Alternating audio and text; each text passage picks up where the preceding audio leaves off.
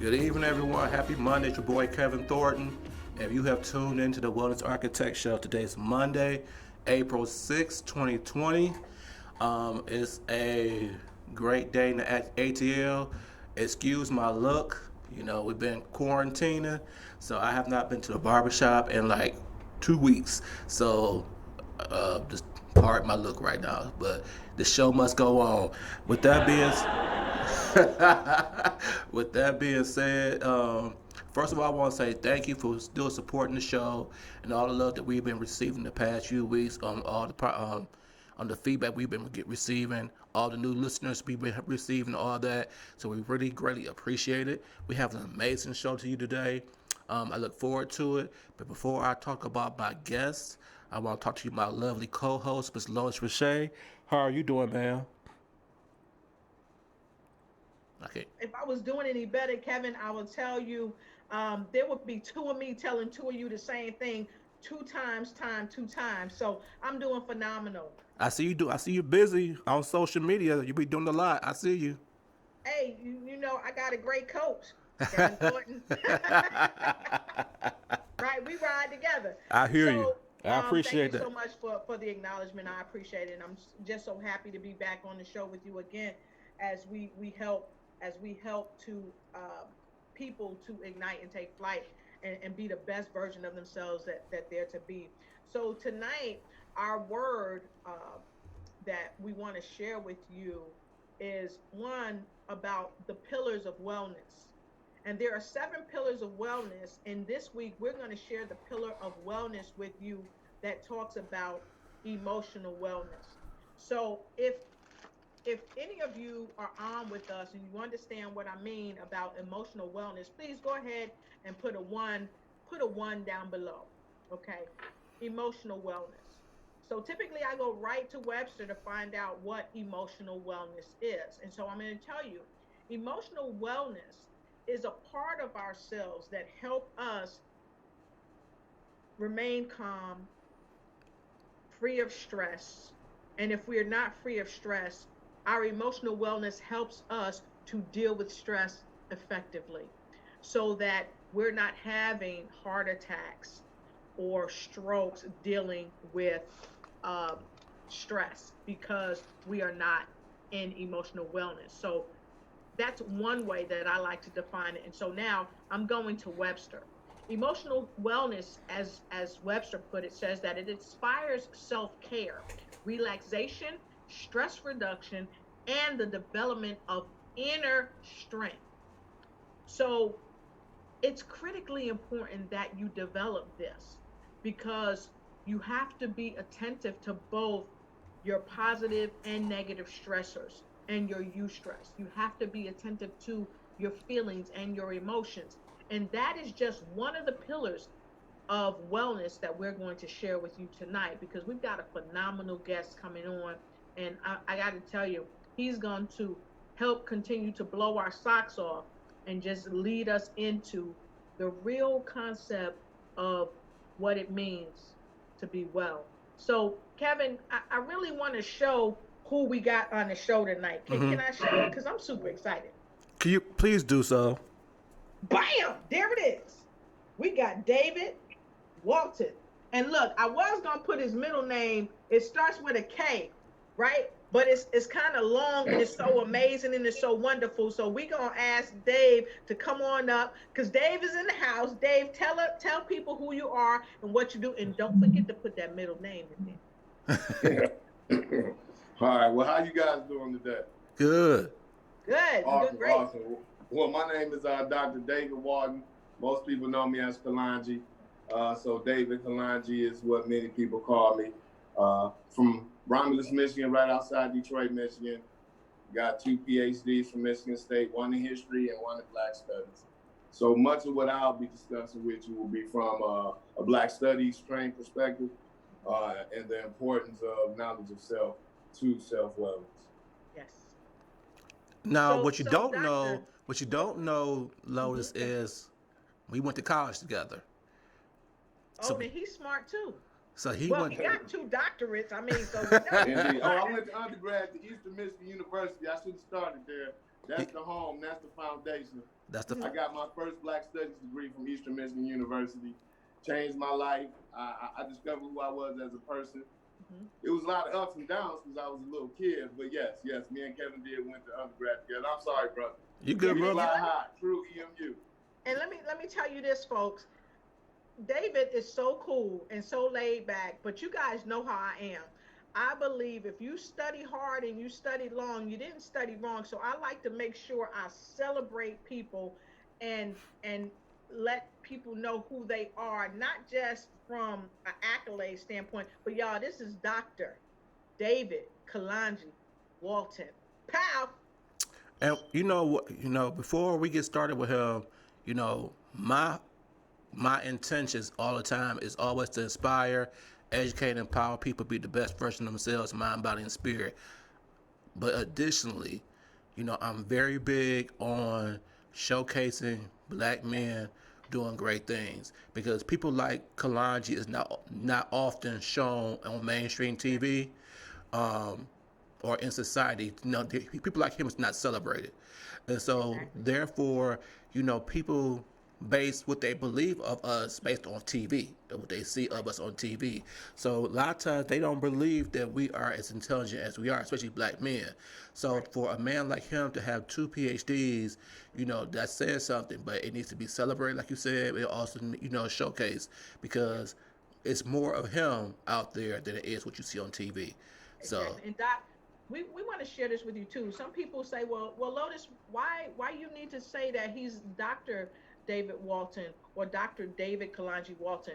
And the reason why I make it critically important to share that is because there are a lot of people out there that feel like they can't do it. There are so many people in their doctorate programs that are struggling because it's hard, doing all that study. I know because I was in my doctoral program when I was over in Japan, and it's not easy. But I highlight that to let them know there is hope. Stay in the race. Don't give up. If Dr. David Kalonji Walton could do it, he is a beacon of hope to everybody out there that's trying to do it. And for that little girl or that little boy that's trying to figure out what they want to do, and you don't think that you can be a doctor too, well, I'm saying, yes, you can. And that's why we put it out there. Indeed. Thank you. So Kalonji, I thought about you because I'm doing some research on a project I'm doing, and I have posted on social media about some schools that have great programs in African American studies, and one of the girls from school tagged you, and you instantly ran them off of me. So I do appreciate that, first of all. My pleasure. And then when I connected with you, I was like, okay, I need to have him on the show, because Yes. what I wanted to do is, 2020 is going to be a year of, healing, for our culture, mind, body, and spirit. And I think the one key to help us in our complete healing is understanding, that, sometimes that, because the fact that we don't know our culture, we don't know our history, that we tend to feel like we don't know who we are as a whole. So that makes us feel less than or emotionally unwell. So I want Indeed. Yeah, I mean, go for it. We become uncentered as an individual and as a culture. And what do I mean by uncentered? Well, your centeredness reflects your worldview, and your worldview is defined by your culture. Mm-hmm. Right. So all that is determined by identity, right? This is what Carter G. Woodson, a Black historian, was telling us in Miseducation of the Negro. Right.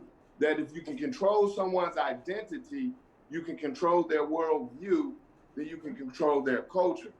Right. So that decenteredness, where then now we're talking about W.E.B. Du Bois' double consciousness, right? That veil and that double consciousness of evaluating ourselves through the eyes of others, or in this context, evaluating ourselves and our culture and our identity through the lenses of a foreign culture, right?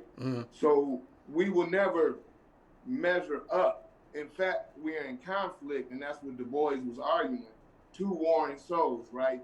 I.e., double consciousness, one American and one African, right? Right. Now, something that we knew as a Black culture that no one would listen to us, it was through our cultural memory, now that has been proven in science, is that trauma can be passed through DNA from mother to child. So that leads to nervous conditions, anxiety, social disorders, and various disorders, right? Mm-hmm. Passed along. So that anxiety, that fear, that uncertainty, that uncenteredness that the mother feels while she has the baby in the womb, caused by society, caused by the child's father, caused by our family, and etc., is imprinted in the DNA. Those nervous conditions, that anxiety, right? And it's passed down. So the notion of one is at war with their own identity, and at war in trying to define the identity. Who gets to define it? The broader society or myself? Because I don't have a culture I'm centered in that normally by default will define my identity, develop my identity, embrace it and encourage it, and then what? Exploit it for the benefit of the broader community. That's what culture does. So when you're decentered, you're trying to find your identity. You're searching for your identity.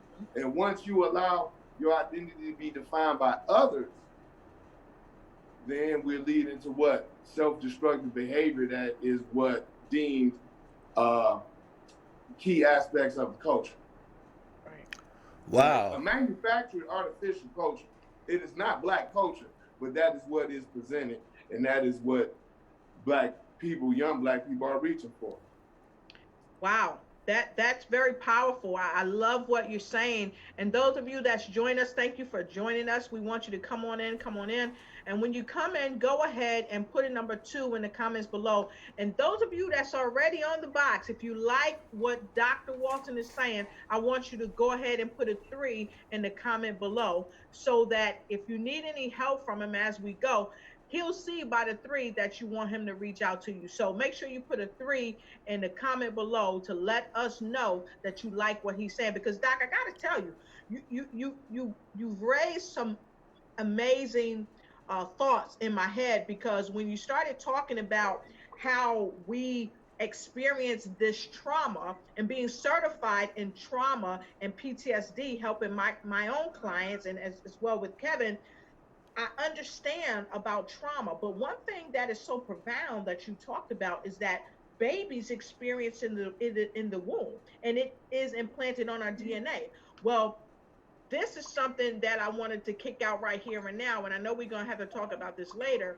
That's why when people say we are what we eat, when we eat meat, and nothing against those who don't eat meat, but when we eat meat, the trauma that the animal has gone through to be put on our plates, we eat that drama. Absolutely. We eat that. And so we make that a part of ourself, and it transcends a physical thing. It also ushers into a spiritual part of us. And so we take on that trauma. So now, wow, right. I love what you're saying. But see, then we are taught now, white people call it holistic health, homeopathic medicine. They used to call it the root and the slave medicine and the voodoo. That's what they used to call it. Right. Herbology, right? Right. Yes. So, which was indicative to any, to be honest, pre-Abrahamic faith society. They call it pagan. They call it a lot of things. Alchemy. It's 1,000 million names for it, right? But if we just look at it non-biased and just call it herbology, all of those things were included in our diet. Right. Right. Right? To manage some of those very things that we're talking about.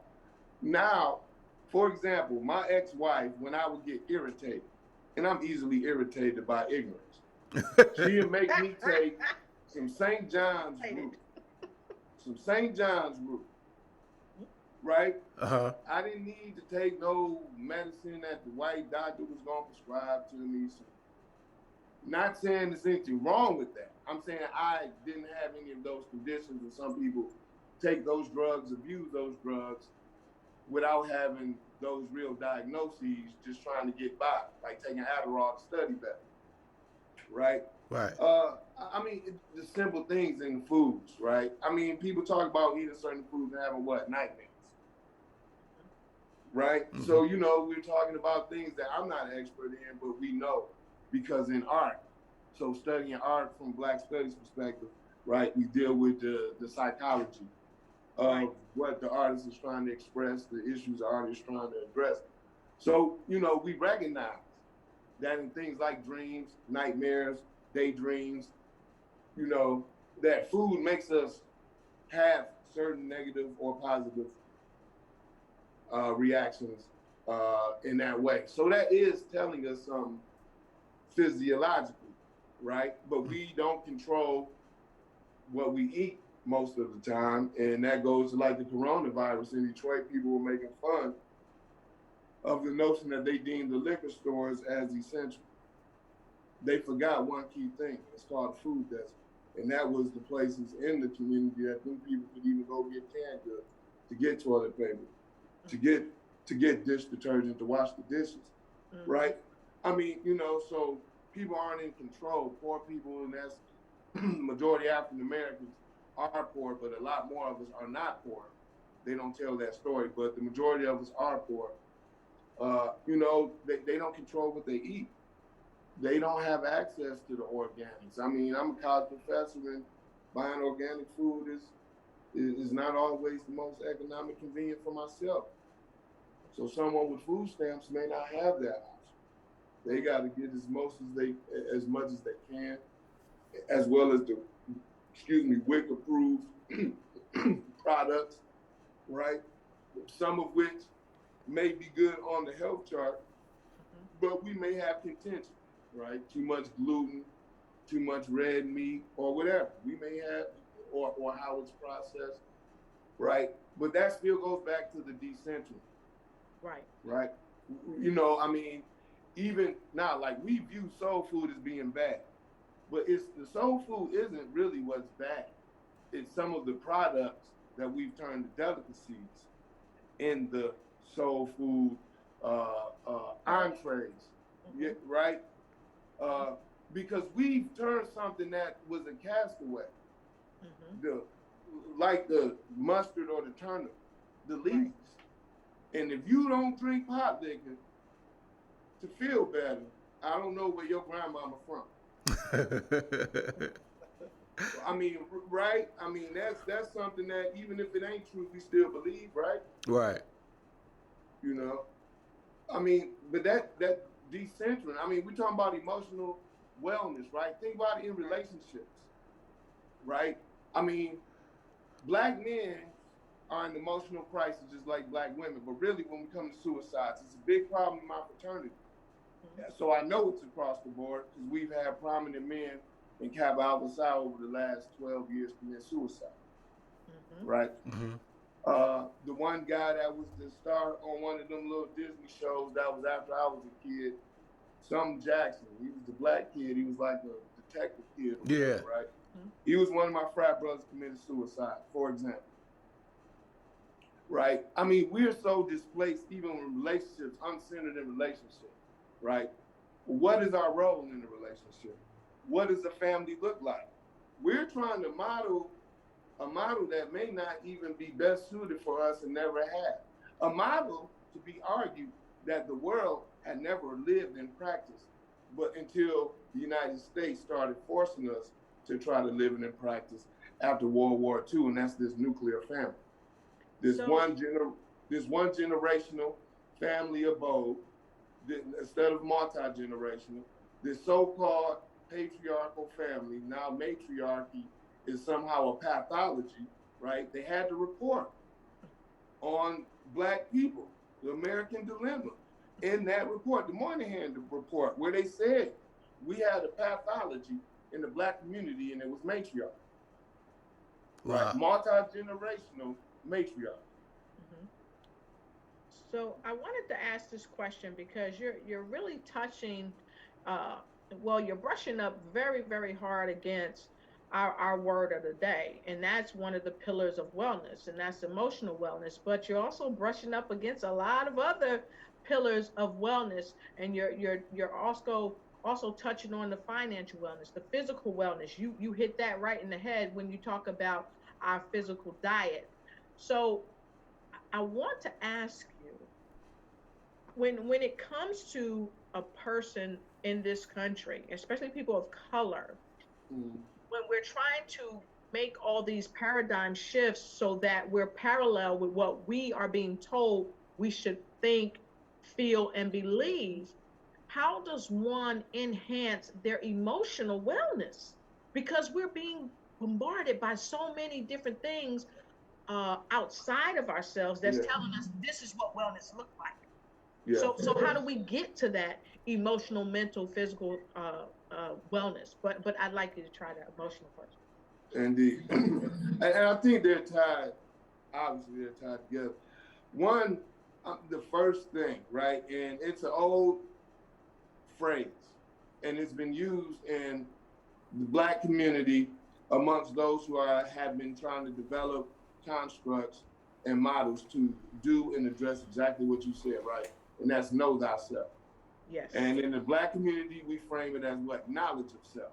Exactly. And that has a lot of inclinations that I think aren't explored. It's just down to the base level to know that you're a Black person from Africa, blase spleet. No, truly know yourself as a person. And you have to be honest with yourself. You got to be comfortable and honest with yourself, your flaws, your strengths, the things you did wrong, you ashamed of, the things you did great that you're proud of. You really got it. It's no way around it. And there's nothing, no fancy words, no fancy strategy that's going to allow you to get around that. The most painful thing to do, Michael Jackson said it, is to look at that person in the mirror. Right. But you have to do it and give yourself frequent, honest self-evaluations.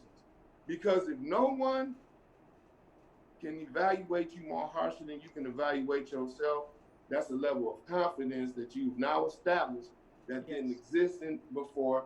That's a level of validation you no longer need that was there before, because you are honest and you truly know yourself and you're being honest with yourself. I can't stress that enough, and I know it is painful, right? People lie. Lauryn Hill said it. Every day people lie to God. So I know people lie to themselves, and I know they lie to me, right? Yes, and I think, and Kevin, I don't know, but Kevin and I, we talk about this all the time. It's the narrative, and I love how Kevin says it. It's the narrative that people continue to play in their head. Yes. So we have to come to a higher level of consciousness and awareness of the narrative that's playing in our head, so we can take the needle off the record. You know, that's it, sister. I give a program to people now. I tell them, look, I'm going to help you take the needle off the record. So the thing is, and I want to pose this to both of you. How do we help people take the needle off the record that's playing in their mind? How do we do that? Kalonji, you go first. All right. Well, I tell you, for a long time, things hadn't been going exactly how I wanted some years ago, right? Mm-hmm. So I constantly was telling myself, you got to do better, brother. Your life is in shambles. You got to do better, brother. Last summer, my life was not in shambles. My life was great. And I told myself that. And I said, wait a minute. I'm creating a false narrative. So I'm glad you framed it that way. I'm creating a false paradigm that there is a crisis where a crisis doesn't exist. Right. Yes. You know, so the first, what I would, with many people, or the type of young people I have to mentor as a college professor or undergrads, and that's the first thing I would say to get them to take the needle off is, if you're being honest with yourself, are you creating false crisis? Are you creating a false narrative of woe is me? You know, and are you ignoring what's really some problems to be fixed because you have created and are stressing and are trying to address these artificial problems, right? And Black people, we do that a lot because we have so many microaggressions. Mm-hmm. So we feel under attack on all levels. Mm-hmm. So some things that aren't true attacks or even things that really matter and affect what we're trying to do, we focus on them, and that harms our emotional and mental wellness. I mean, how many people, I'm going to cut this light on, but how many people do we know that there's always some mess going on? And you be like, it can't be that much drama. Yes. It can't be. It can't be, right? Yes. So Doc, yeah, please turn that light on. So Doc, while you turning that light on, I want to ask our viewers.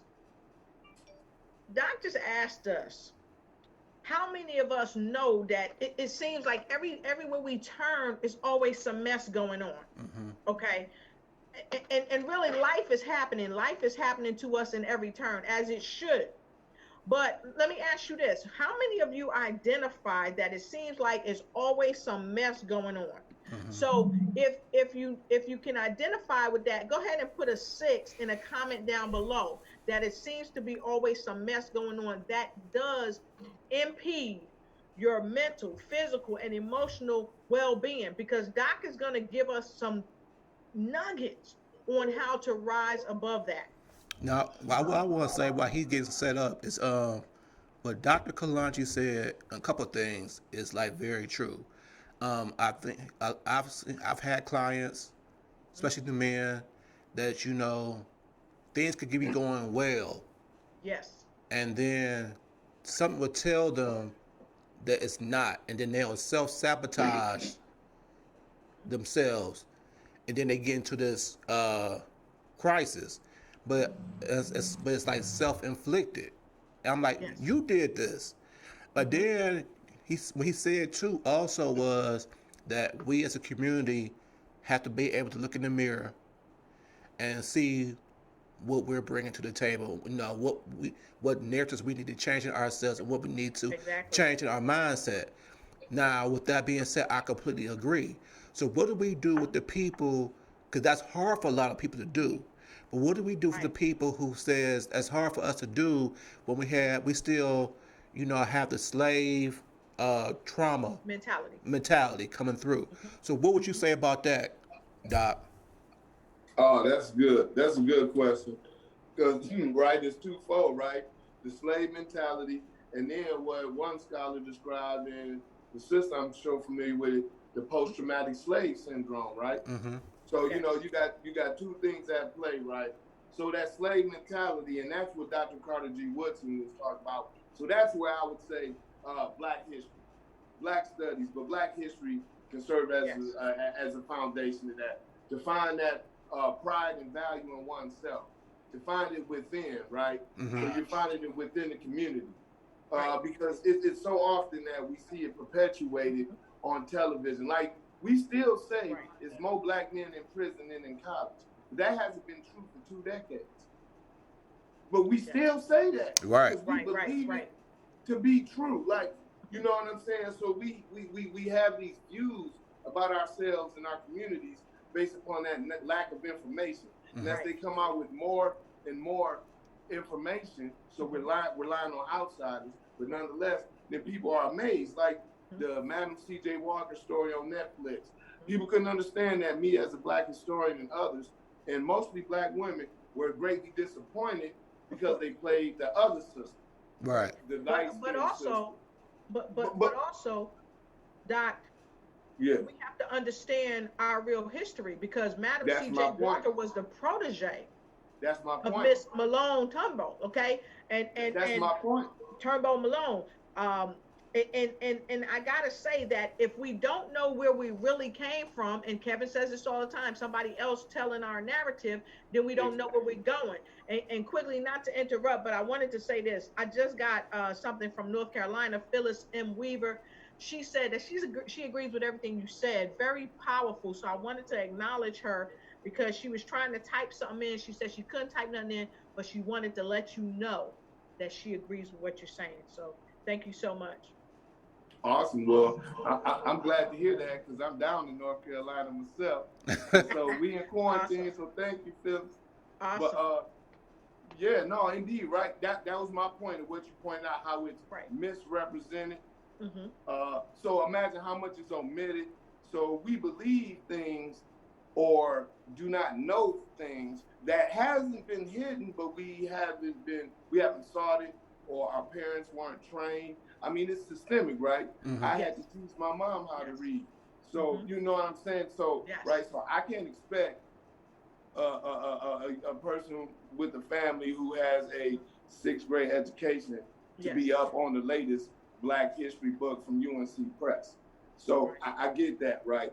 So, but getting it, public library, whatever, but that basic foundation of Black history, right?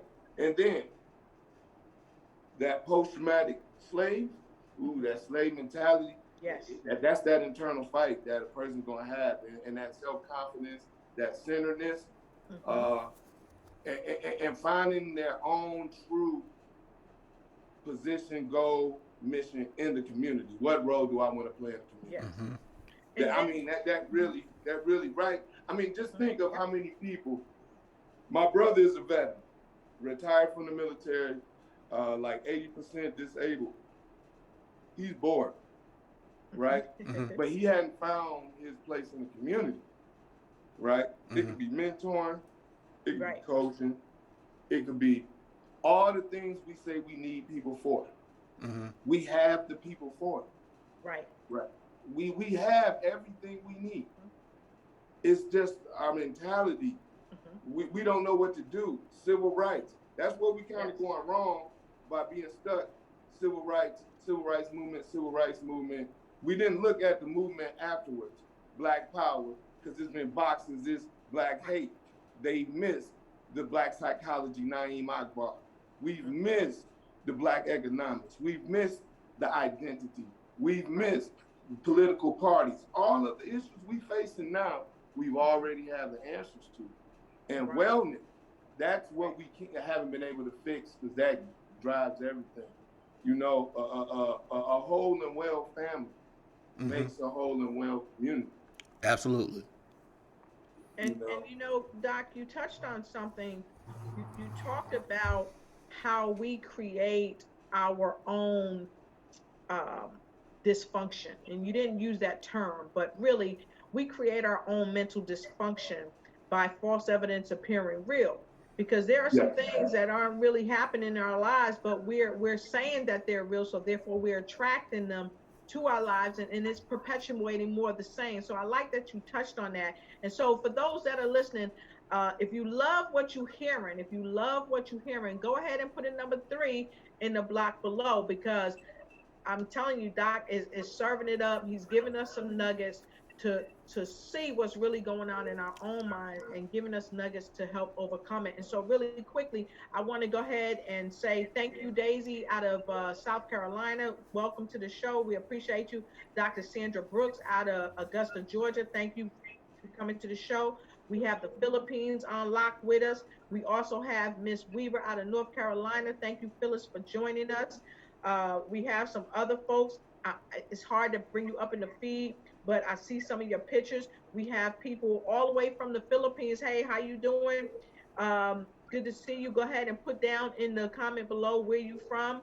And we want to send you out some more love, and thank you for tuning in with us. And just thank you for being here. So those of you that's just contacting or just coming on, this is none other than the amazing Dr.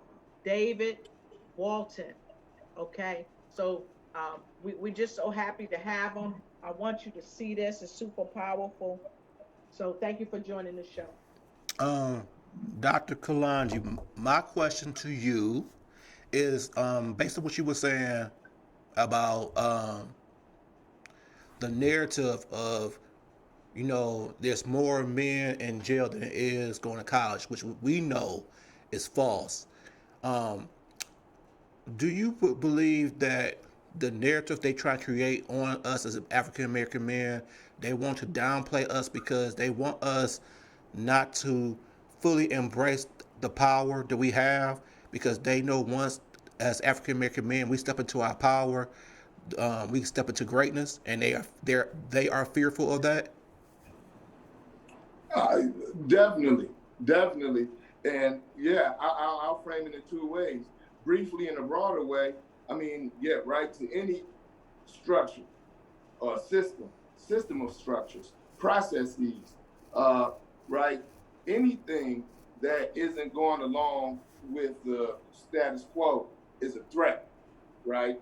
So by default, us not going along with the status quo as Black men would be a threat, right? And then pretend, and that goes to the history of America, right? I mean, we've been a commodity from day one, and to maintain that commodity, that's the difference. That's why Black men have been oppressed more than Black women, and Black women hasn't been oppressed more than Black men, just differently. And then for Black men, one of those differences is the threat of violence. So we pose a physical threat, intellectual threat, financial threat. Women too, but just the physical threat a little less psychologically and culturally, right? So as if they have the system set up with the nuclear family and the patriarchal family structure. So by default then, us establishing a Black patriarchal structure that is strong is a threat to white supremacist patriarchy. I'm not saying we need a Black patriarchal society. I'm just saying just the notion of that is a threat to white male patriarchy, the backbone of white supremacy. If we study American history, we see every interest group has achieved gains based upon the struggles of Black people, right? So it's only one last step that we as a community need to make, and that's the reunification of the Black family in the way we see it. Not the way they dictate it, but the way we see it. And then we will be literally that threat, that electoral threat, that economic threat, that, for lack of a better way to put it, physical threat, and cultural threat. We are already many of those, but we aren't coalesced. So Black men, definitely. I mean, prisons. That the commodity now is increasing Black women, but it's always been basically since the turn of the 20th century, 1900. Rising steadily up until today. Black men have been the main commodity, and we are the main commodity in popular culture. We are the main commodity. Once we go from being consumers to producers, that's a problem. So if I may, I want to chime in because I get a lot of women that say, well, wait a minute, what is he saying that women of color aren't oppressed or being held down at all? And I don't think that's what No, we're I didn't saying. say that. I think what we're saying, and I'm gonna put this out, and I want you to correct me if I'm wrong. I think what we're saying is, yes, women of color oftentimes are placed in the same situations that our brothers are placed in, but we're not seen as much of a physical threat as our male counterparts of color are. However, women are equally as women of color are equally oppressed in certain areas as well. And the problem that some women here are seeing is that sometimes women are oppressed in jobs, even in our own families, by our own men of color. So I think, Doc, please speak to that as well, so that the women that are listening understand exactly where you stand and how women of color also can rise above that. Awesome. Thank you for pointing that clarification out, because I can't see the comments just yet on my end. No, I want to be very, very clear. Black men and Black women are oppressed. They have very many common oppressions, but then they have different oppressions, right? For example, I don't have to worry about being attacked and raped I don't think about that when I'm walking down the street at 2:30 a.m. leaving the bar and I've been drinking. That's my black male privilege. Right. So I definitely am not trying. And yes, when we get to misogyny and black misogyny, yes, because black men falling for this fake archetype of trying to model the white man's family, that nuclear family. We're trying to model white patriarchy. We are ashamed and never understood what the matriarchy in our communities meant, and the value and the strength, and how we can trace that back to many West, Central, and Southern African communities and cultures where we came from. So it's right. So they're replicating that, and they are trying to find their masculinity and their manhood through the eyes of how the white man views them, and by trying to replicate the white man, right? That is the danger that was in the Black Power movement that Malcolm X articulated with this, and the Black woman scholar, womanist scholar pointed it out, Sheila Ratfield Hill, this promise of protection, that we're going to protect the Black woman, right? That's the language white Southern men use to justify oppressing white women as well as lynching Black men, right? We're protecting the sanctity and the purity of white womanhood, taking their agency and voice. Black women have the capability and capacity to protecting and representing themselves, and we are supposed to be a helpmate just as they are supposed to be our helpmates, and we're supposed to work together. So we got to check ourselves. Brothers got to check other brothers. We talking about wellness. See, this is that mental health stuff that we are teaching, this dysfunction we are teaching to our children. It's generation. That stuff we are creating generational curse, through the way we treat pregnant women when men don't want to be men, and shucking and jiving and dodging and all that. Just wait till the baby born and get the DNA test. But support her while she's pregnant, man. Just real basic stuff. I don't like your daddy ain't shit. I heard my mom's family. My mom never said that to me, but my mom's family said that about my daddy once or twice. So one time my mom said, "You just like your daddy," and it hurt. Just imagine that. And we talk about that often. Yeah. Kevin and I, and many of the broadcasts that we have, we put that out because it's a narrative that the child develops and begins to play in their head. And then what happens is it's a self-fulfilling prophecy. Why? Because we've given them the prophecy to carry, and so they're going to fulfill it. So with that being said, again, and I love what you said about if you have a woman and she's pregnant, support her through that time, and then get a test. But I'm to validate whether you're the father or not. But I'm gonna take it a step further, because I'm talking about accountability and responsibility. Wrap it up. Because AIDS is still out here, other diseases are still out here, and if you're in a relationship with a person where it's just a good thing at that time, or one night stand, or I'm a kick it with you, or whatever they call it, a cut buddy or whatever, if that is all that it is, then let it be that. Wrap it up so you don't have these children coming onto the earth plane with a parent that's saying, I really don't want to be a parent, I just want to play in a sandbox. Indeed. Well, I like that you went there, but I just wanted to take it a step further, because we all, men and women, have to be accountable. Indeed. Well, and that goes back to wellness, mental, emotional, and physical wellness, right? Let's be real, something I talk to my undergrads about.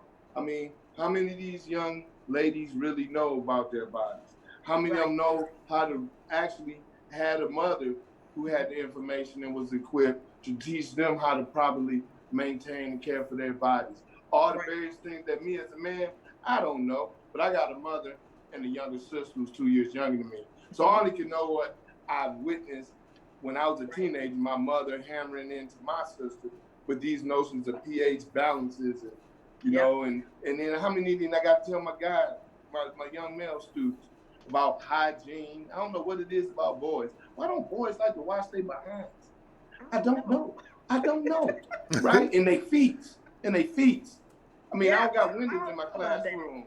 They don't open. So them odors, when they come through the gym shoes. But we joke about it. But Yes. that goes to what? Self-confidence. Exactly. Self-view. Self-esteem. Yes, exactly.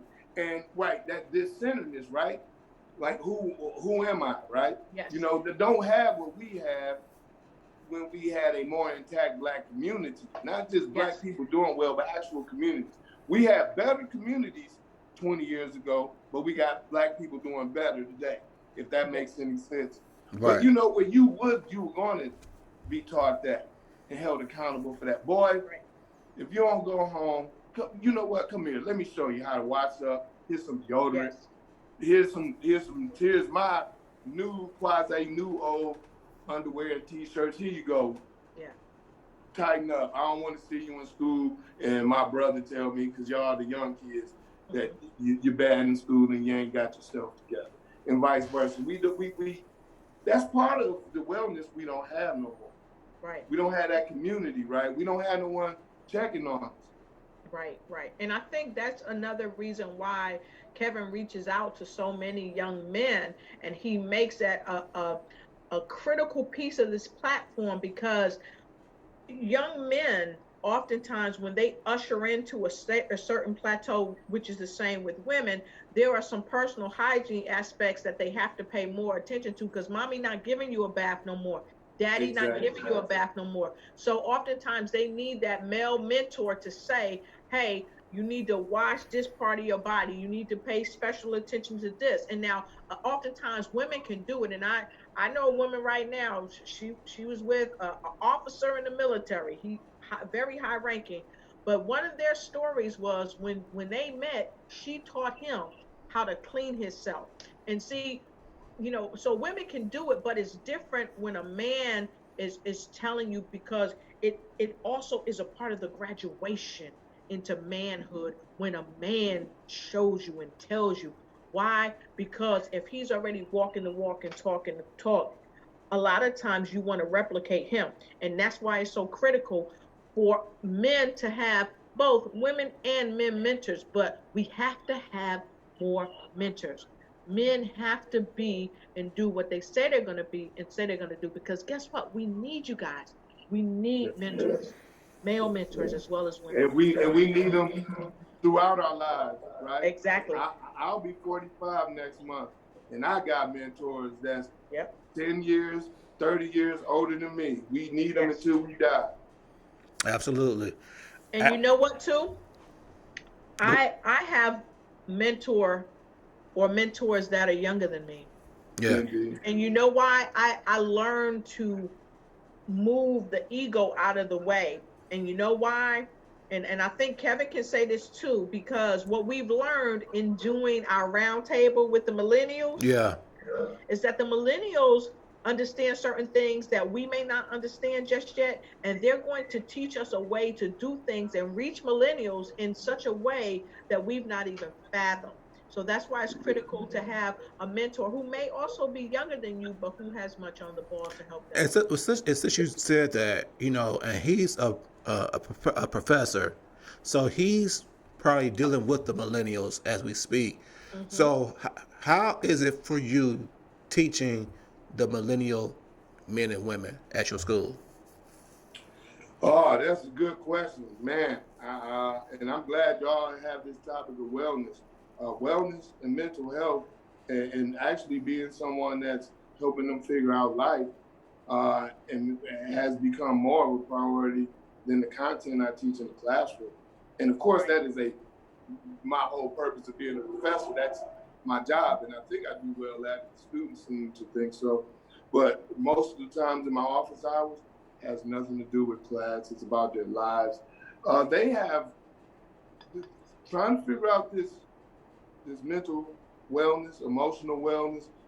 They have larger challenges than what my generation had, or at least that's my observation. I could be being nostalgic about my youth, but oh my goodness. I mean, yes, they're trying to figure out their place in the world. They're like stuck. They feel like they're stuck in history, in history limbo. Like Donald Trump and now the coronavirus It's the only things that's giving them historical relevance. They're like, they're past the civil rights. We had Barack Obama. They was just born into that. They didn't participate in that, right? It's like, we just here and the world is screwed up and everyone's mad at everyone. And I want to be happy to be Black, and they telling me that I can't do that, right? So they are just like, that's it. So it's a challenge.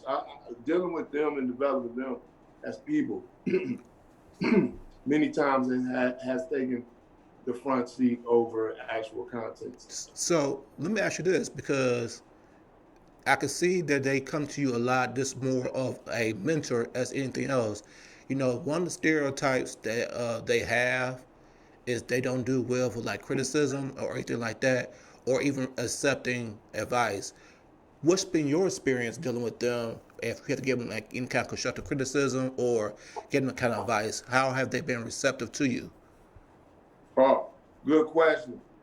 I don't know if my answer is going to be helpful because I'm like the angry uncle. So, I cuss they behinds out. I'm just going to get right to it. So they real receptive and they know what they're going to get.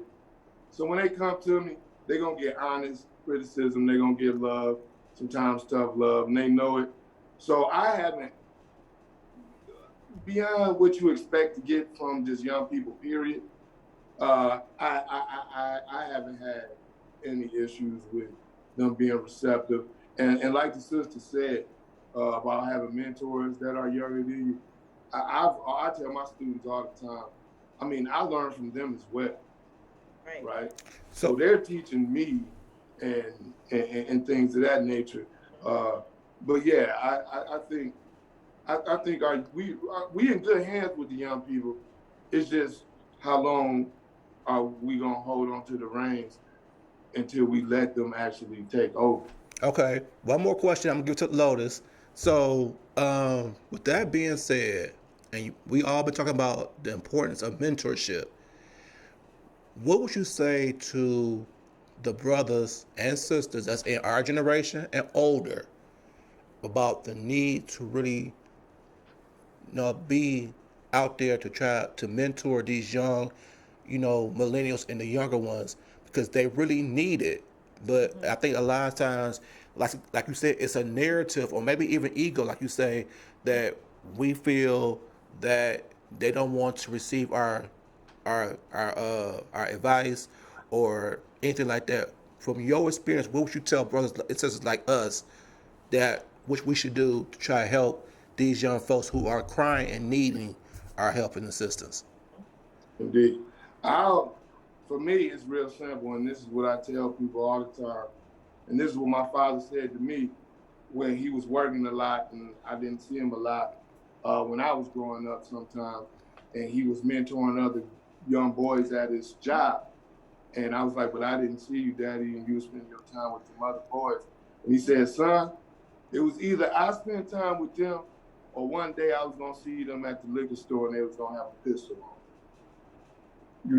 He said one of these boys one day was going to be your sister's boyfriend, your sister's husband, i.e. the father of my grandkids. One of these little boys that if I ignored was going to grow up and be your wife's brother, your kid's uncle. Like, we can't escape it. You could delay it, but you can't escape it. So it's either you get in the game or be a victim of it. Because, what are they going to do? Pac said it best, right? The system, the hate you gave eats our kids, right? Right. That's what he meant by thug life. The hate you gave eats our kids, right? That's what I tell people. Hey, you can ignore them, but don't complain when one of them kids you ignored is the one robbing you at the gas station. Exactly right. Exactly right. I love it. Lotus, got anything for me? Yeah, I got a couple of things for you. So again, we want to acknowledge our viewers. We want to thank you for being here. We've got a few comments, so I'm gonna take this opportunity to read some of the comments and say, hey, Live with Larry, the CEO of Live with Larry, he's on with us out of North Carolina. Good to see you. And the phenomenal Sean Lovely Saxton, she's on with us. She is phenomenal and she's doing some great work. And just so to let you know, she's one of the people on the front line. And she said that the village is missing in the Black community. And she also said it adds value when men mentor our young men in a healthy way. She said, I have mentors that are younger and older than me. So thank you for sharing that, Sean. We appreciate that. And VL Martin is on. He said this is definitely powerful. So thank you, VL, for joining us. And Phyllis M. Weaver, she said that this is very profound. She also said hello to Sean. And Sean said, not the angry uncle, and she threw you a smile and some love, and she said she loves it. And then out of Washington, D.C., Angela Elton says, today's a chance for the millennials to critically think about the present and the future. Set smart, and she capitalized it, all caps. Set smart goals and dream big. And see, the smart goals, as you know, it has to be what? If you know what a smart goal is, and no, I'm this to our audience. If you know what a smart goal is, I want you to put it down below. The second word, I'm gonna give it to you. It has to be measurable, okay? So I'm gonna leave you with that. And then Dexter Saller, doctor, the millionaire doctor himself, he's on with us. Hey, Dex, thanks for joining us. Dexter said, yo, NUPE, yo, new. All right, so good. So, yeah, there we go. I probably was saying it wrong, but I just want to say, Phyllis said that she has two millennial sons in college and working hard, and that's great, Phyllis. But let me ask you, who are their mentors, and how do you see their mentors impacting them? So that's what I want to ask each and every one of you. Who are the mentors that you have for your children? Because Doc is talking about a generational thing. He's just not talking about the people that's on this broadcast. He's also talking about our children, your nieces, your nephews, your little cousins, your great cousins, your great nieces, your great nephews, and even your friends' children and your frenemies' children. Because, like you said, Doc, these may be the same people at the liquor store that's going to hold you up just because they don't know you because you haven't even connected. And I can identify with what you're saying because when I was growing up, my dad, he was very active in the community. He spent a lot of time helping to mentor young men and women. And oftentimes I would say, well, Dad, you spending so much time with them other kids. And, sometimes you can get jealous, and be like, well, why are you spending so much time with them? And sometimes people don't really understand because my parents had and still have, my mom, she's still with us, still has the mentality of it takes a village to raise a child. So Doc, what would you say to the broken village? Because you don't see grandma sitting on the porch no more because they scared of her sitting on the porch because of the drive-bys. So what would you say to reignite the village mentality? Indeed. It's going to have to be deliberate, to be honest. I mean, we can start within our families, but that isn't always the most healthy approach because of some of the traumas and stuff that we're discussing. But it's space, right? Right. Space is a fixed space. Space is space that we create through networks, right? And we all have networks, whether we use them or not. So now we got to use them to create those villages, right? It could be through your church, it could be through work, it could be through your family, Masonic organizations, fraternal sororities, et cetera, right? We have to create these villages. We no longer can use or rely on geographic space. Most communities, black or white, are now transients. Right. Because of the nature of employment, people aren't staying in jobs for 30 years any longer. So people are moving around a lot, right? A lot of gentrification going on. So a lot of communities regardless of their ethnicities and even economic status, are transient.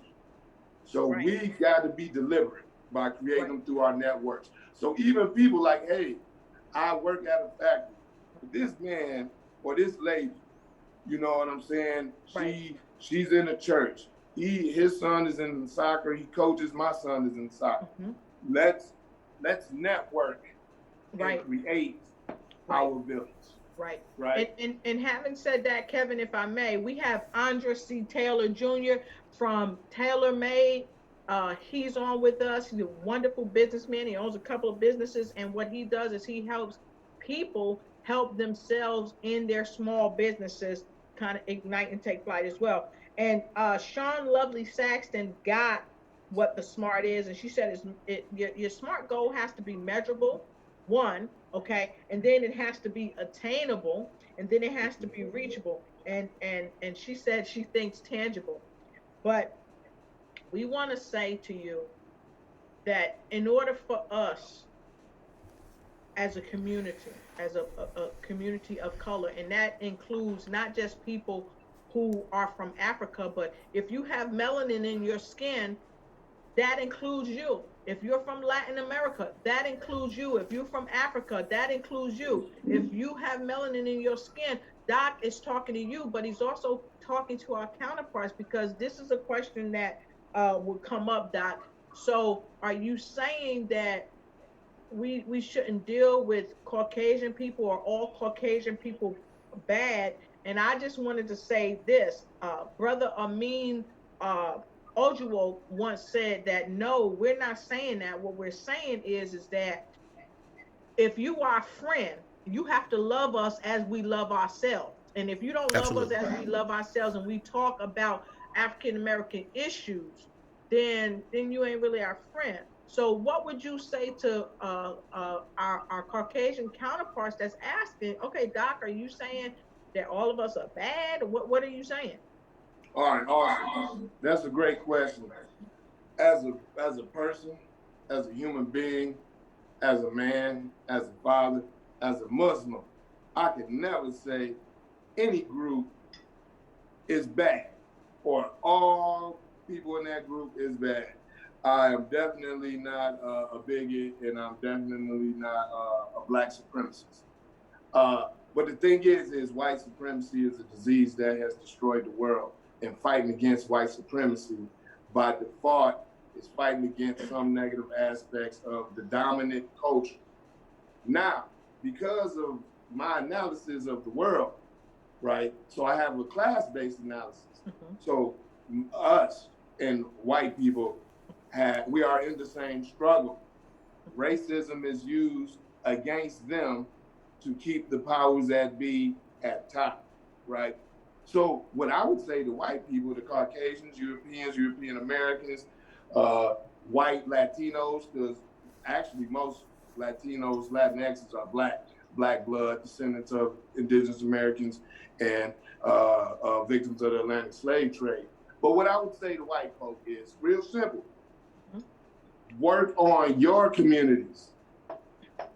Right? Their communities are equally in crises as ours, just in different ways, and some ways are similar. Right? They need to work on theirs. It's that simple thing of, I'm tired of old white politicians like Joe Biden going to the Negro church and say he hates racism. Go to that damn white church and tell the white people that. You see what I'm saying? But Doc, yeah. But Doc, I hear you, and I embrace that. But now, me and Kevin, we do this all the time, and I'm about to do it again. We can't just tell them to go and tell. We got to tell them to go tell and take action. Tell and take action. Tell and take action. So when you telling people that you hate racism in your churches, whether they're white, Latino, Mexican, Peruvian, German, West Indian, West African, when you say you don't uphold racism, tell them that that's what you think and that's how you feel from your physical, mental, emotional, and spiritual premise. Because when people start identifying that we are spiritual beings having a human experience, it will give them the eyesight that we matter. Not because we're black or white or Latino or Mexican or Peruvian or whatever, but because we are spiritual beings having a human experience. So you have to tell and take action. Stop being a part of groups that support racism against anybody. And the reason I say that is because when you hold racism against anybody, what you don't realize is that you're perpetuating the negative energy from racism, which it circles, it circumvents, it comes right back to you, the person that sent it and the person that's upholding it. So run and tell. And I want to say this too.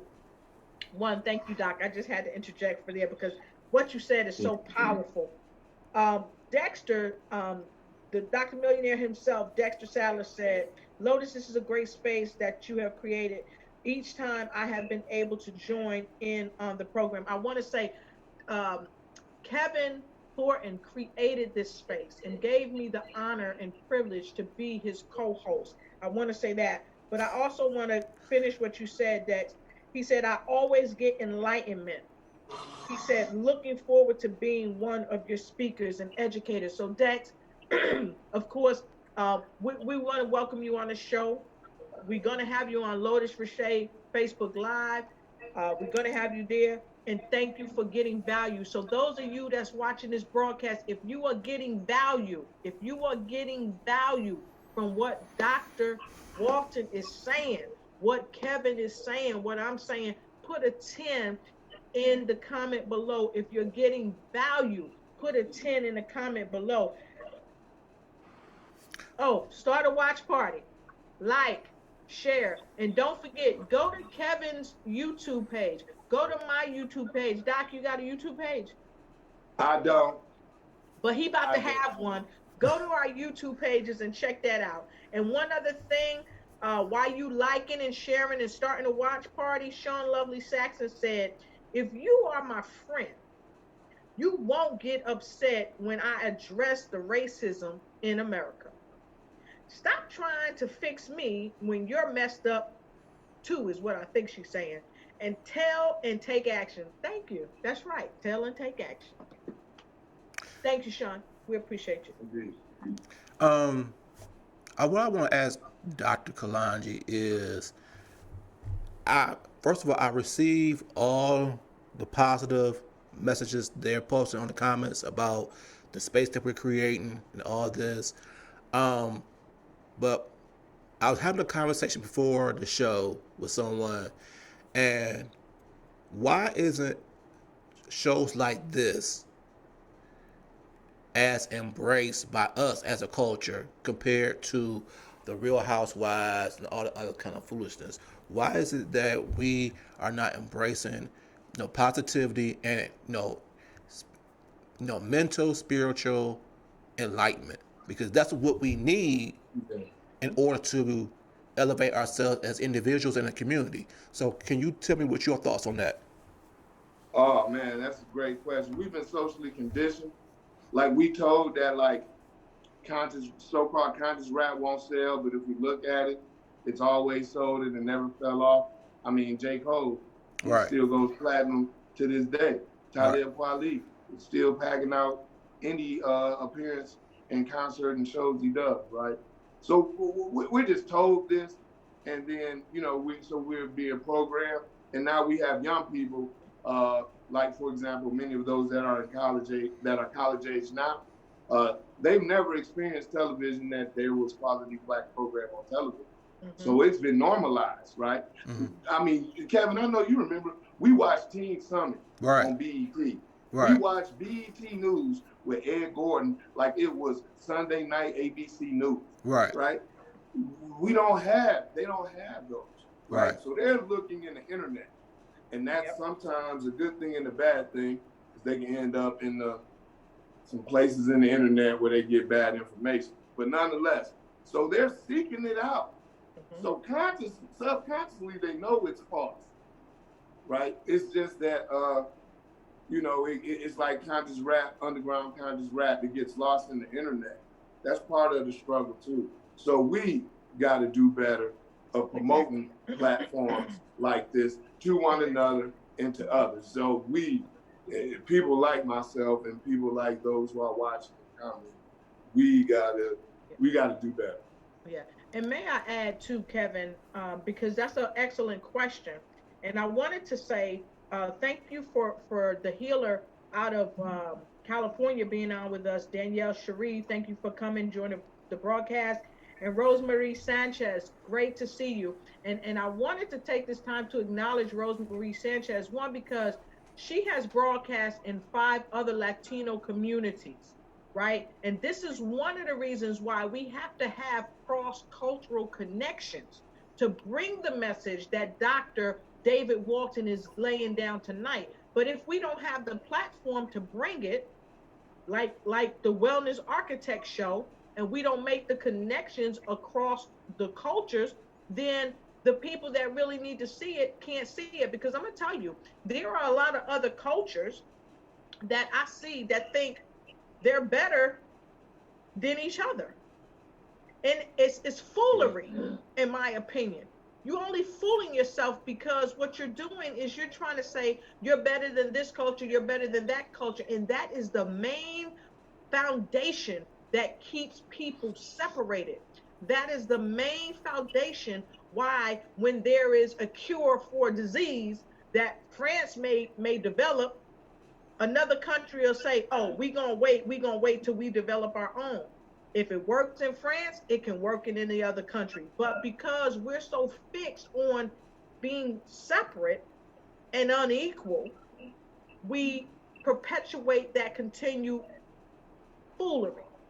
And that's one thing, Kevin, you said, why do they, these shows like the show tonight that we're on, the Wellness Architect show, you may not get a lot of people funneling in on it, but on these, housewives, and we're not putting the housewives down or nothing like that, but people love to live in fantasy.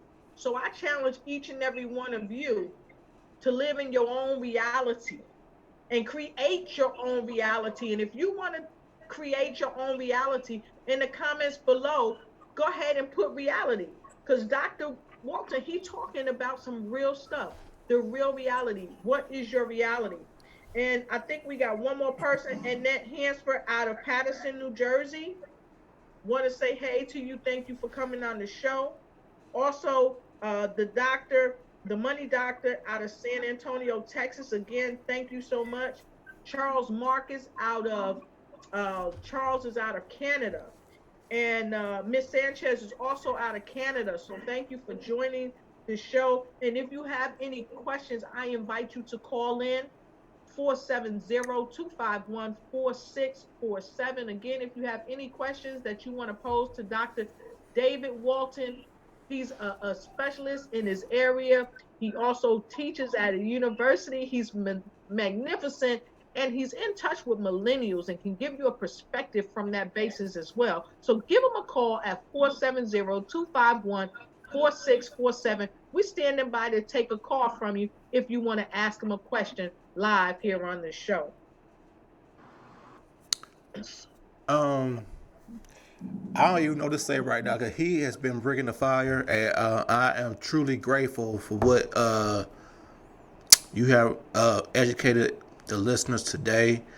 Morgan State in the house. You got some college student, Doc. Morgan State in the house. Zanaya Betty is watching. Okay, I got some colleagues over there. One of my colleagues, Jewel, she's a professor in history over there. So, okay, fantastic. Doc, what can we do about our community embracing education? And the reason why I say that is because a friend of mine is doing a documentary on the disconnect between African Americans and Africans and those from the Caribbean. And one of the things one of the interviews that he taped, it was a young man that moved down to Atlanta. I think he was like maybe 13 or 14 at the time when he moved down here. And he wanted to be accepted by us. But in order to be accepted by us, he had to downplay his intelligence, because a lot of us looked at intelligence as being nerdy and all that kind of stuff. And so he didn't find his place in the world until he graduated high school and went to Georgia Tech, where he was around all the people who are embraced of being intelligent. So what do we need to do to really embrace education and knowing that it's important for us some way, form, or matter? Indeed. That's a great question. Kawanza Kunjufu. I don't know, Jawanza Kunjufu, right? He has a video and he has a book, To Be Popular or Smart. Mm-hmm. And it's dealing directly with this issue. And what he discovered is it's related to that slave mentality. It's related to that miseducation or that double consciousness that Carter G. Woodson and W.E.B. Du Bois were talking about. That what is Black culture? What is authentic Black, right? This perceived performance of ignorance, right, is what is presented as Black, and so-called intelligence, or the performance of intelligence, is so-called white, right? And that is at the heart of that dilemma, right? Right. So children are always learning. They love to learn. So at home, we got to take different approaches to learning and teaching. And we got to be realistic and honest, right? Just like what is, a SMART goal, right? So we got to go back to that in many ways. And start with things that they like and they're interested in, and get them learning and gaining these skills, right? Mm-hmm. What I've observed, and I'm not an expert on this, but what I've observed is right around 5th grade, you see something happen, right? Students lose interest, many give up. Then you see it happen again around 8th grade, right? And then by the time they go in high school, we have many students who show up in high school who've already given up if they've made it that far, right? So we had to have them interventions. So, that's why I say you got to start with things that interest them, right? They like cars, a lot of books, a lot of activities, a lot of things that involve gaining these critical skills that involve cars. Keep them interested, right? You got to reassure it, reaffirm it. You have to give it value in your homes to your loved ones, to these young kids. You're fighting a lot, but you want to fight that battle. You have to reassure it. You have to give that positive reinforcement. Right. However you determine the best way for you to do it, do it. I'm not gonna lie, my daddy used to give me $6 for every A, so I got straight A's. And my brother got D's, and he older than me, and he got beat. I ain't want to get beat, and I wanted money. I'm not saying pay your kids to beat your kids. I'm saying it was me making that determination that it'd be better for my life if I got good grades. But I learned based upon things I was interested in. And I think we're talking about learning, which makes it easier for them to value education. And we have to get away from telling them that the purpose of education is to get a job. It is not. Right. We are wrong. We're setting them up. They like, I can make money other ways. I don't need this. Mm-hmm. So because we're not telling them what the real value is, to learn skills to make you a better person, a better citizen in your community, 1. 2, it's for you can learn skills to help improve the status of your community. That's the purpose for education for Black people, to become better people, to help better our community. So we got to frame it that way. So a young boy will be like, oh, I do want to get an education. I don't want to be a doctor, but I want to be a plumber, because Granny's pipes was always jacked up and we ain't had no money or nobody with the skills to fix it. I want to start a plumbing company. I'm getting an education to do that. I believe that will do some change. I love it. Awesome. Lotus, what you think? First and foremost, Doc, I worked in construction for a while after Kodak. After I was a field engineer or clinical engineer for Kodak, I was teaching doctors and clinicians how to run the chemistries on the blood analyzers and all that. But when that dried up, I had to fall back into something that I knew. And I was an electrician in the military, United States Navy.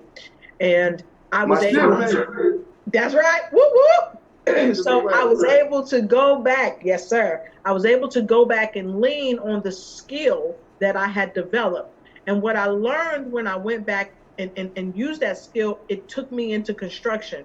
And what I learned from a lot of people in construction was that a lot of our young people that's coming along, they don't want to learn those skill sets that they need because they look down on people in construction. Well, guess what? People in construction created the house that you're sitting in right now. Indeed. People in construction wire up the lights. They're responsible for air conditioning and all those things. So don't just focus on, I need to be a doctor for the title and what you think is the money, because there are a lot of people that work in construction that make more than many doctors make. You want to find out something that's very serious? We have to import skilled trades workers in the United States. Right. So they mad at all these Central Americans that are coming over here, but we are importing many of them. Yeah, they just built that stadium in ATL. Yes. Did you look at them people? They imported them. We're not producing enough skilled trade to keep up with the demand. So the pay has always been good, but even better right now in many sectors, right? Secondly, it's black people fault that did that to the black community. Yes, the NAACP, W.E.B. Du Bois side won. I watched that happen in Detroit. I don't know if my buddy David Bomar is watching, but he was a school teacher. Now he's a postman in Atlanta, but he was a school teacher. He's from Detroit. He went to Eastern Michigan. A mentor of mine, right? He can attest to this. We used to have the best vocational education in high school in the United States of America. Yes. The Emperor of Japan came to Detroit to learn the model when he was trying to modernize Japan. The Kaiser from Germany came over because we were using the German model, right? In the 1990s, I watched it. My dad worked for Detroit Public Schools for over 40 years. I watched it happen. They dismantled the vocational education and pushed solely college prep. And we abandoned an entire generation or two of our black children saying it's college or bust. And if you ain't going to college, then you're worthless and you're nothing. We did that. We did that. And look now, we got to import the Peruvians. And our nephews, our sons, our daughters, our nieces could have been had those jobs and careers. Yeah, and what happens is we left so many of those skills behind. So now where you once could walk into it, you can't walk into it. You have to have a track record that you have these skills so that you can sustain when you're on the job. And another thing I might add is that this is something that we need to look at from a country standpoint, because this is one of the problems that we're facing right now, even in the coronavirus, where many of our masks are made overseas. Why? Because our business owners shipped so many jobs overseas because of low wages, because they were able to pay people lower wages. They were able to create the products at a lower cost overall. So therefore, now right here in this country, people have gone to creating masks in their homes. And special shout out to Quinn Bartlett. She made 100 masks for the hospital in Atlanta, Georgia, and made masks for other people who need them, who could not buy them, find them in the store, on Amazon, nowhere. So I want to say also, Doc, the great points that you brought up. We have to regroup right here, because if we don't, we in this coronavirus has already given us a rude awakening, but there is more yet to come. So we've got to start funneling the businesses back into America, because America is not a manufacturing country. We don't manufacture like Taiwan. We don't manufacture like Japan and other countries. They manufacture like Hungary and places like that. So we have to bring the thing back home. And it starts in our homes, not outside of our doors. Indeed, indeed. Well, we'll see how it plays out. I mean, you know, we got these multinational corporations, globalization, global economy, Yeah, it's going to be tough, but no, you're right. It's look at it this way, and we got like Booker T. Washington. I'm a Booker T. Washington and the Boys fan, so I never hate on Booker T. Yes. Booker T's organization, the National Negro Business League, they still exist. The Urban League, right? We got opportunities. We got to get these local entrepreneurs. I like what Mayor Bottom is doing down there in Atlanta. I like what my frat Kasim Reed was doing, but I like what Keisha's doing down there. But with these entrepreneur opportunities and what Maynard Jackson had done, shout out to Dr. Maurice Hobson down there at Georgia State, right?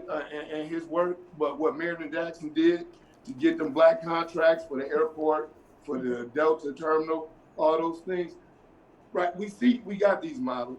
There's great opportunity. So we look at these crises, we look at what the crisis exposed, great opportunities. We got these wealthy blacks. So maybe they are truly woke, we'll see. But we got the real billionaires, the fake billionaires, the millionaires, the multimillionaires, the thousandaires. We got opportunity. We got brilliant young black people. We got to let go of the reins, let the young black people take lead. We got to fund them, fund their ideas, startups, .coms, physical brick and mortars, all the above. There's no excuse. There's no excuse why Sean Carter, Cliff Harris, Beyonce Knowles, and whoever else, whatever, can't do these things. And the time is now. I hate to have to cut it short, y'all, but I am gonna have to make a quick exit in about 39 seconds. But before you quick exit, give a final thought, and then you can be out. Really, thank you. I'm going to restate what I said. Truly, obtain knowledge of self, be very honest with yourself, and do very frequent and critical self-evaluations. Anybody. Barack Obama needs to do it. I need to do it. The little boy sitting in the trap house trying to figure out what he's going to do tomorrow. Everyone needs to do it. And that's the only way that you will be able to have a true love for yourself and be on the path to any type of true emotional wellness. I appreciate you, sir. It's been an honor and a privilege to showcase an intelligent black man like yourself. Can you do me a favor? Is text me your email address, and I will send you the link via email to you either tonight or tomorrow, so then you can share it to all the people you want to share it to as well. And if you're free tomorrow, I'm gonna text you. Let me know what time is good for you. I want to talk to you about some other things too. Okay? Yeah. Sounds good. Doc, if you would go ahead and send me a friend request to Lotus Rashay, and I'll have you also on my Facebook Live show. We're also broadcast in over 7 countries, and I think it'll be profound to have you on that show as well, because we can't stop the message here. And by all means, please do come back. And those of you that's still with us, before Doc makes his exit, please send them some thumbs up and some hearts. Put them in there. And also, please, if you want to hear from the Doc, please put in 11 and 11 in the comments below, because we got to bring him back. We got to bring him back. So thanks, Doc. Thank you. Thank you, brother. Thank you all. Indeed. All right. Yes, sir. Lotus. Sir. God, Doc blew it up. Man. Whoo! Yes, he did. What's your parting words, ma'am? My parting words is thank you to everybody that was here tonight. Dr. David K. Walker. And pronounce his middle name, Kalonji? Kalonji. Kalonji was with us, and I'm going to hold this up so it stay etched in your mind.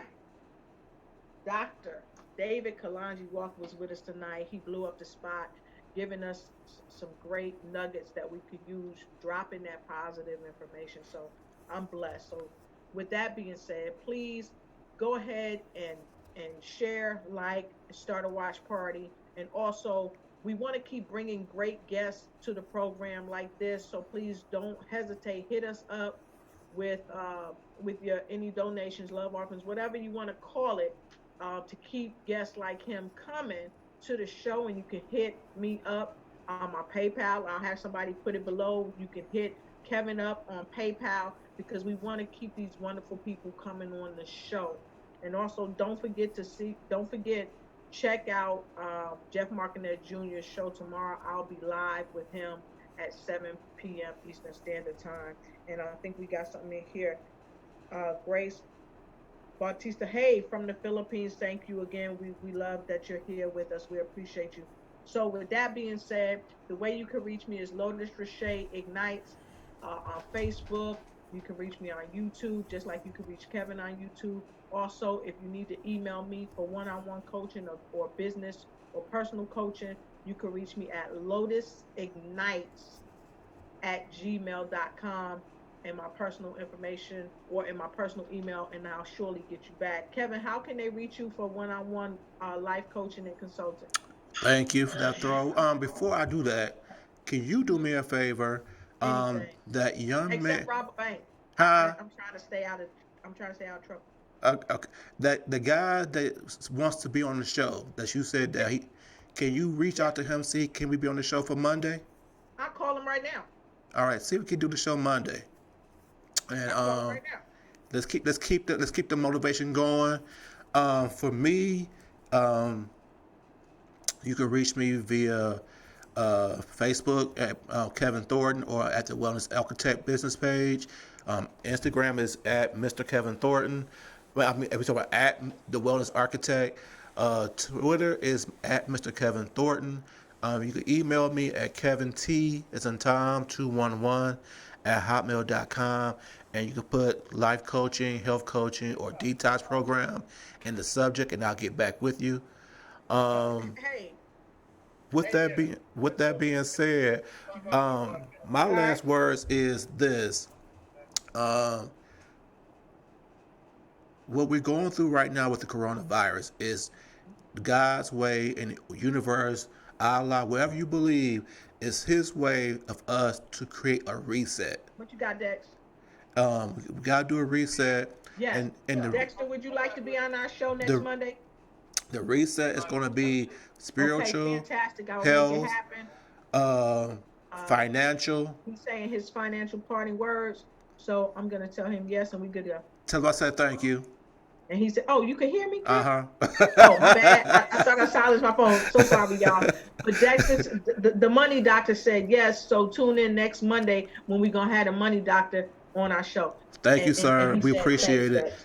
But this is your chance to reset, to change your health, because the coronavirus is attacking us with our health. And so in order for us not to have this issue again when it comes back, we have to take our health seriously. So we gotta create the changes. So if we overweight, we got high blood pressure, these are things that we can control and we can fix. Let's take this seriously and fix that. This is an opportunity for us to spend more time with our families and get the family structure in order, like Dr. Kalonji said, because we gotta get that in order. This is all opportunities that the universe, God, Allah, whatever you believe, is putting in us right now. This is our opportunity. We have to seize this moment, and we cannot create an excuse why we're not going to do it. We can't get too comfortable and just be corona and chilling and watching Netflix all day long. This is our opportunity, hands down. So, if you're at a job and currently right now your job is you don't really like it, this is your opportunity to create whatever you want to create for yourself as an entrepreneur, or look for something else while you're sitting here. This is our opportunity. We have to seize the moment. So the time is now. We have to we got to be vigilant about it. We have to be urgent about it, and we can't create any excuses why we can't do anything differently. Because at the end of the day, if we don't take this time to learn the skill, get a hustle going on, build your brand, whatever you need to do to exude the greatness that you are, then it's nobody's fault but our own. Like he said, so at some point we got to take responsibility and accountability for where we are, and this is our chance to reset, redo, and let's go. So with that being said, you said it, brother. Thank you. With that being said, thank you so much to Dr. Kalonji for being on the show. Thank you to you, You did an excellent job as my co-host. I truly appreciate you. I've been praying for you. I know you've been having some family issues. I pray for you. So I know you had a lot going on. So just know I'm always there in spirit for you. So don't never think you by here by yourself. So I appreciate you. I appreciate all you guys that tune in every week, and those who are turning for the first time. We do appreciate you as well. With that being said, thank you and good night. Peace.